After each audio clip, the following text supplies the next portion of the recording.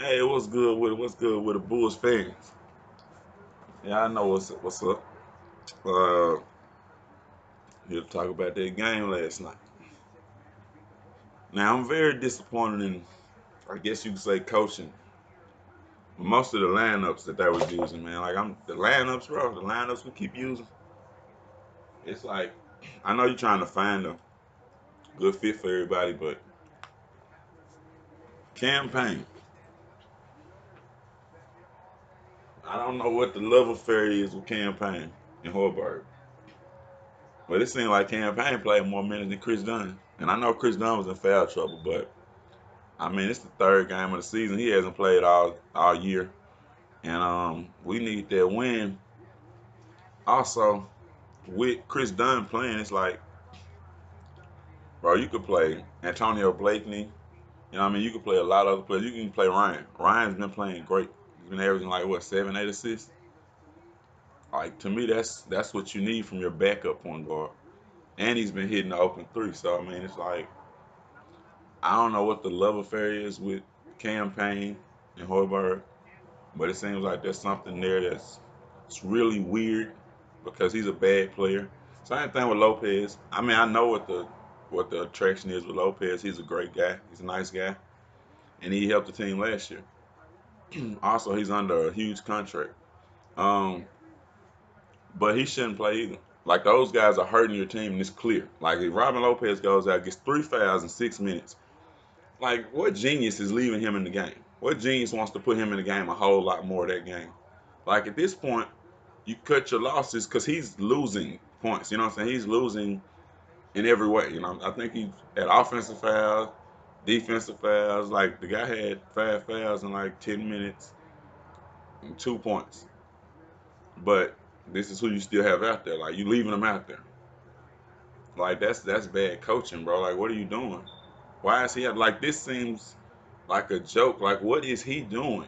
Because he's just constantly getting called for fouls, and some of it was, the Mavericks they were getting homer calls. You know what I'm saying? A lot of it was just, you know, I don't know. It was inexplicable. Some of it, but some of it was just stuff he was doing. Like some of it was you're making bad decisions right now.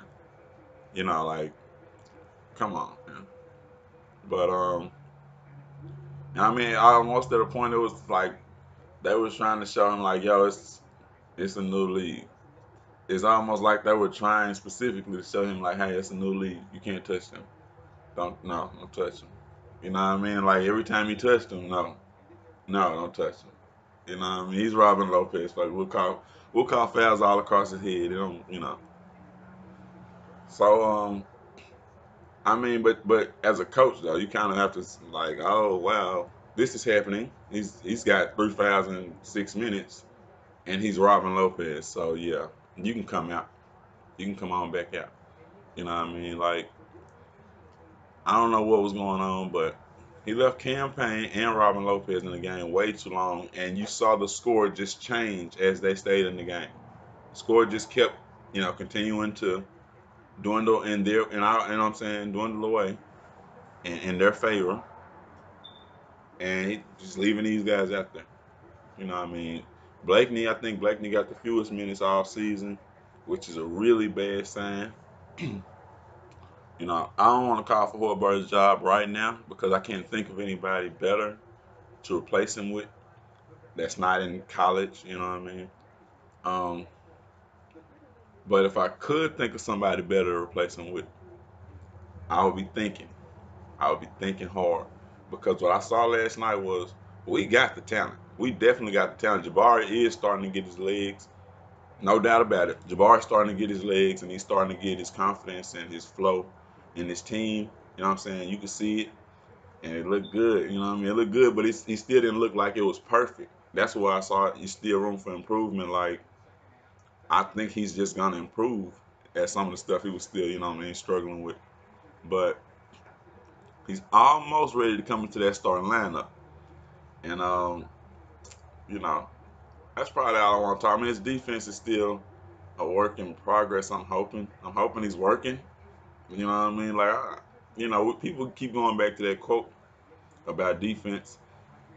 And I always chalked it up to being a joke. Chalked it up to him joking, and hey, he's joking.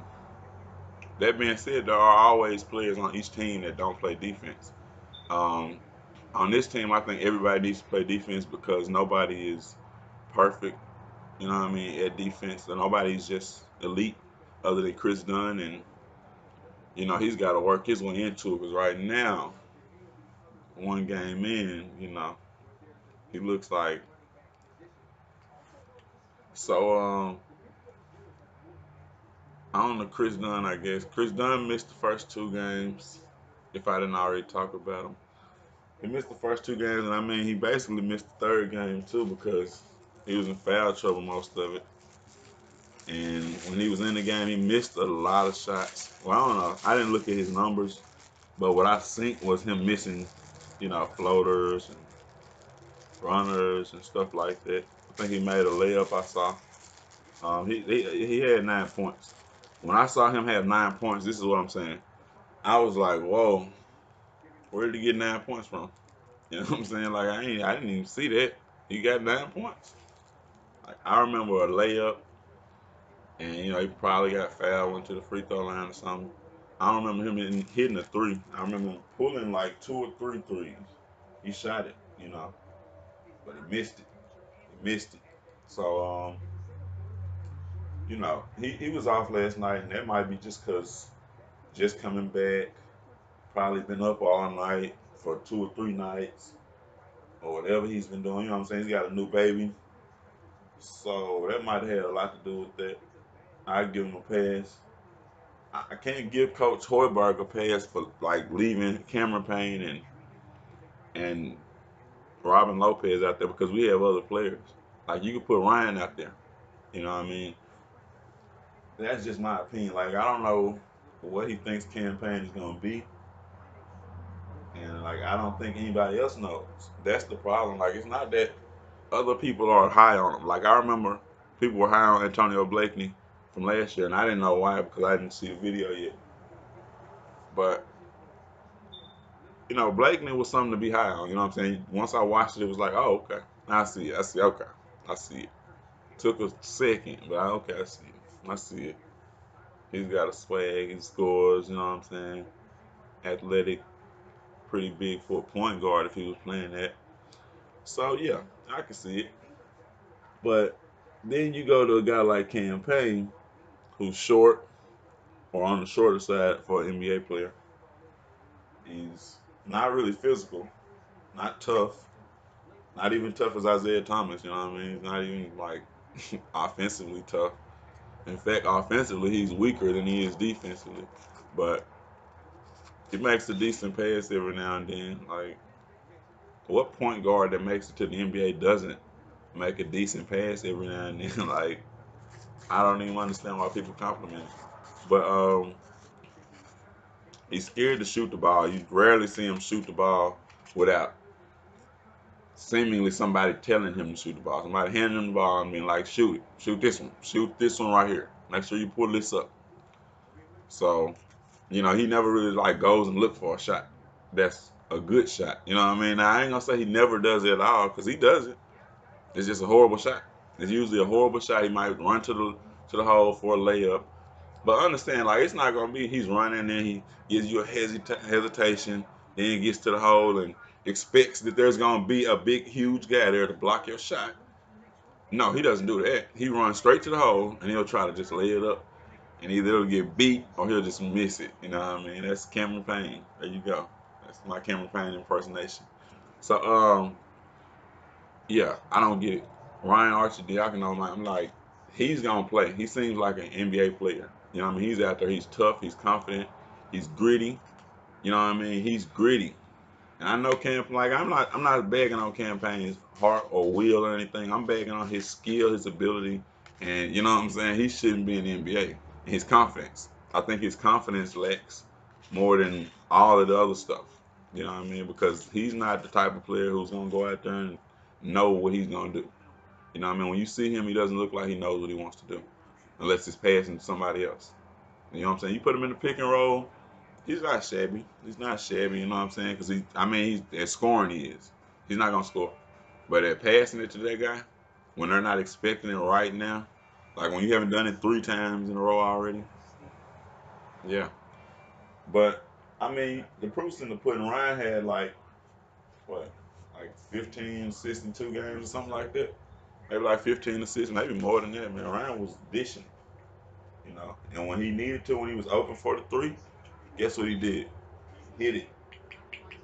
So to me, I mean, if it was me, I'm playing Ryan. I'm playing Antonio Blakeney. You know, I'm playing Tyler Eulis.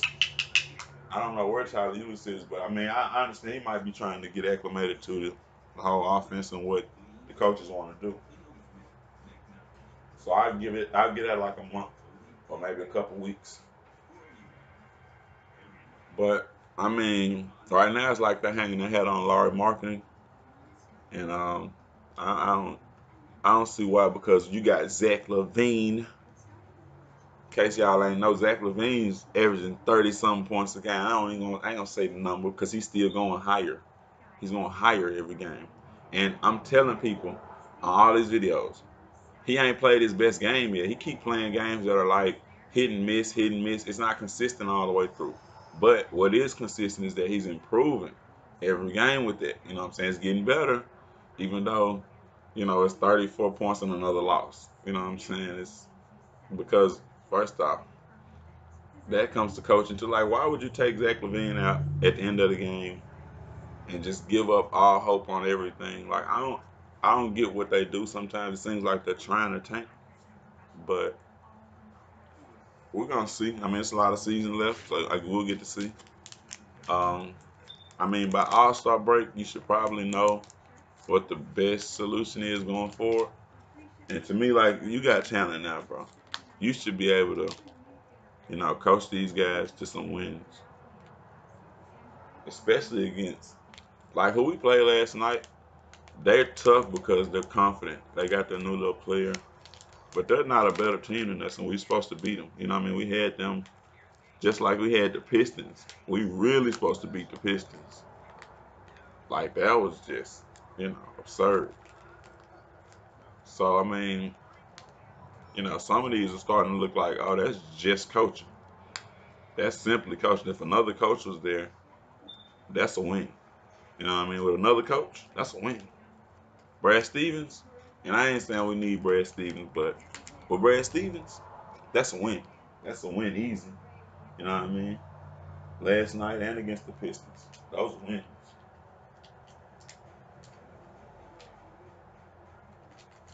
But Bobby Portis, if you looked at the game, it didn't look like he had a great game. But if you just look at the numbers, it wasn't a bad game either. It was like, up and down, hit and miss. Um, it's probably time for Bobby to go back to the bench, but not because he's not a good player, just because I think he is a more confident player off the bench. I know people were saying that earlier. They were like, you know, last year he started and he didn't really look good in some games, and I can see it now. You know what I mean? He might be a year away from that, but either way, I think it works out best for us because probably makes it easier to keep him, making people think he's just a six man, a great bench player. So he is a great bench player for us, and we'll take that. As long as he's in Chicago, we know he's gonna probably be on the bench. You know, um, because Laurie's gonna start. Laurie's a star, and off the bench, Bobby is a beast, man. So we'll be cool. Justin Holiday was playing good again, so that's more consistency. Like if we can see Justin Holiday play like that every night, we should be fine, man. Chris Dunn's got to play way better though. He's got to play way better. I think most people expected a lot more out of him than what we got, because what we got was just, you know, he was there. But again, I really like looking at him. He looked like he might have been tired, so I don't know. Um, really excited about Zach though. Really excited because Zach's playing defense. And he's still having lapses every now and then. Like I think Wesley Matthews turned him around like 6 times in one play last night. but he ended up missing the shot. But he turned him around like 7 times. Also, it was like so many open threes. I don't understand that. Like I said, some of this is coaching. Like, bro, at some point you have to coach them to play defense. Like, they can't keep blowing assignments, bro. Like, at some point, like, they should know which guy they're guarding. Just play man if it ain't working. You know what I mean? If that's not working, I don't know what to tell you, bro. But some of this seems like it's just coaching, man. And sometimes it's the players, but we look like we got the players. If I'm being honest, it look like our players are better than their players. You know, and maybe we don't have a Luka Doncic or whatever his name is, but as far as the point guard goes, like their point guard didn't just dominate our point guard. You know what I mean? And he's a good point guard. He just didn't have a really good game. He was just out there. He didn't need to. You know what I mean? He didn't need to do much. Um, the rest of their players are the rest of their players. You know who they are. Powell's looking like a beast. That's crazy. He was looking like a beast against anybody he was playing against, really. Powell's looking like a beast. He ain't no beast. He's not a beast. But he is better than he used to be. Um, Still our guy. So, we should have won the game. This video is going on kind of longer than it needs to. I didn't go to the game. I'm glad I didn't go because I would have been cussing at the coaches for playing Cameron Payne like he's an all-star or something. Like he's a rookie or a second-year player or something. Like, I don't get that at all. You know what I mean? I don't get that at all. I'm sure I'm not the only one. Oh, one more thing. Hutch did play last night. Hutch got in and Hutch looked good. He looked like an NBA player. And the more I see Hutch, the more I think Hutch just looks like an NBA player, man. He just looks like an NBA player. You know what I mean? He looks like he's gonna be able to do the stuff that NBA players can do. You know what I mean? Get to the hole and just dunk on people and block shots, rebound the ball against anybody, check 3 or 4 positions. Like Hutch looks like an NBA player, and he looks like he's gonna be able to do all that stuff. If you just give him time, I think by All Star break, you'll be seeing some good contribution from Hutch. You know what I mean? He's all layup last night, but that's just more to come. I can see more to come. He can do that time and time again. And when he realizes against bench players, I can do this all day. Like this is basically summer league players here. These bench players. I do this all day, especially when it comes to defense. You can do that all day, Hutch. When he realizes that, like we're gonna have extra oomph off the bench. Blakeney got his fewest minutes. I think I mentioned that already. That's disappointing. Disappointing. He was out of rhythm. You know what I mean? He looked like he was dry. He looked out of rhythm and dry. And if you wasting those minutes on Cameron Payne, yeah, I'm ready for you to go. It's time for your job to be questioned. Like your basketball knowledge is now in question. Like, why do you have Cameron Payne on the floor?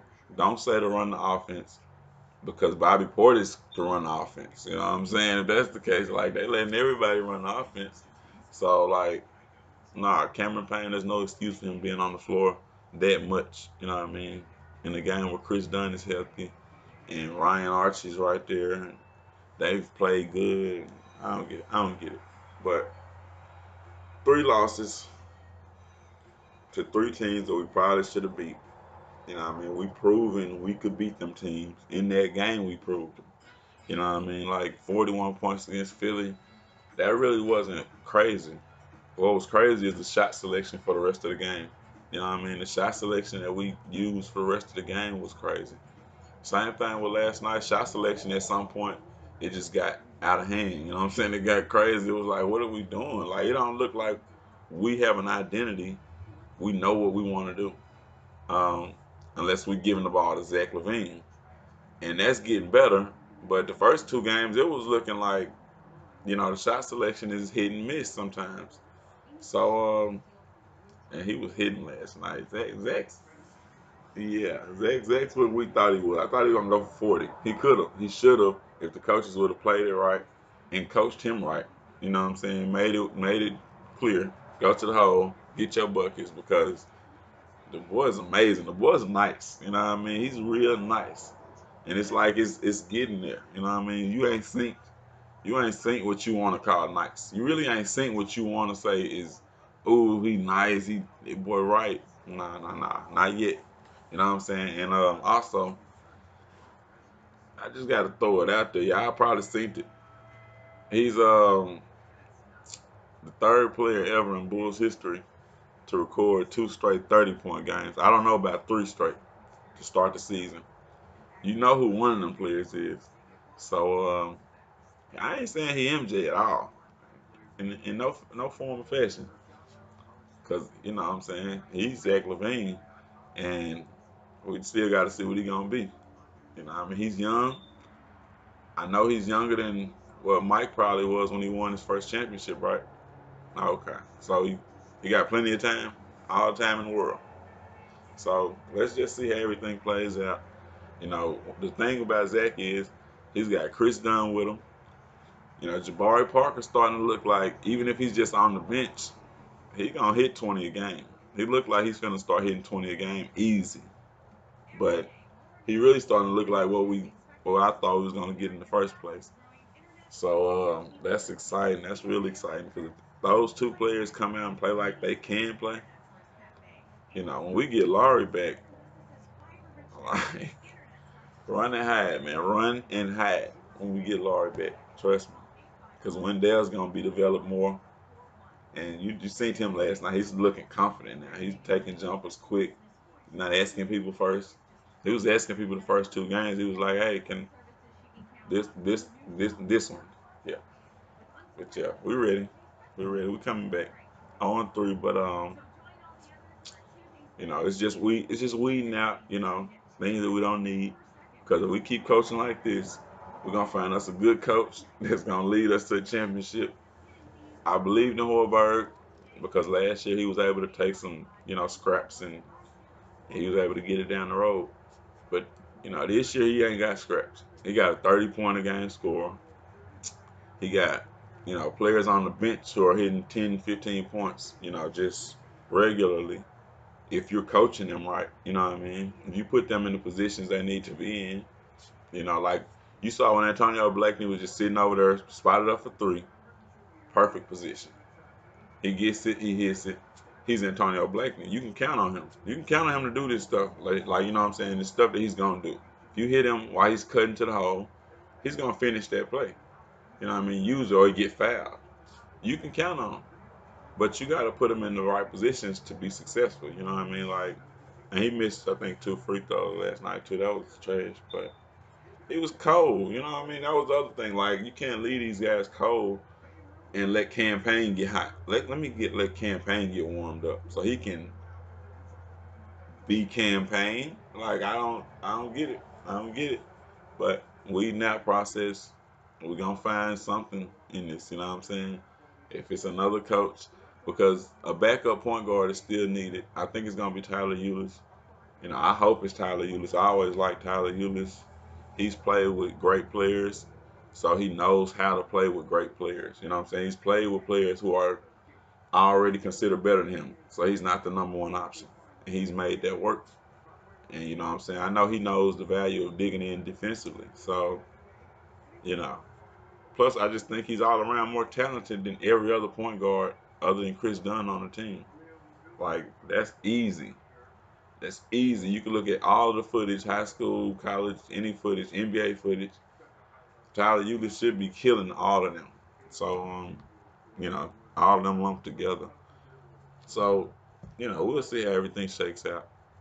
Jabari might be in the starting lineup next game, like knowing Hoiberg. Hoiberg is, quick. He's quick. So yeah. We might change it up next game.